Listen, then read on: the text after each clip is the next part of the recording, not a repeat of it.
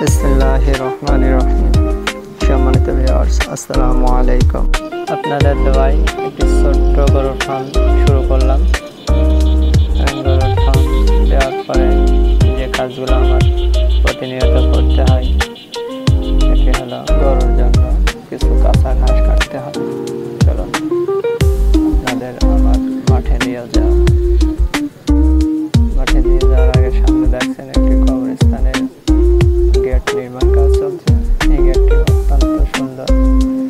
এই গেটটি করার জন্য অনেক ব্যয়বহুল খরচ হচ্ছে।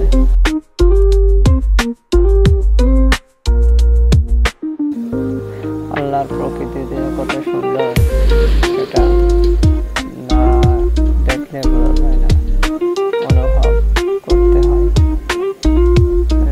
আল্লাহর যে শ্রেষ্ঠ নিয়ামত, এই ধানগুলো দেখলেও বোঝা যায়। ধানগুলো হয়তো 2 মাস সময় লাগবে, এরপরে কৃষকরা তার স্বপ্নের ধানগুলো বাড়ি উঠতে বোঝাই করতে পারবে। আমি আমার ঘাসের ভুঁইতে চলে এসেছি। এটা আমার হচ্ছে মোটরের ঘর, এখানে সব কিছু থাকে। এটি হচ্ছে আমার সেই ঘাসের ভুঁই।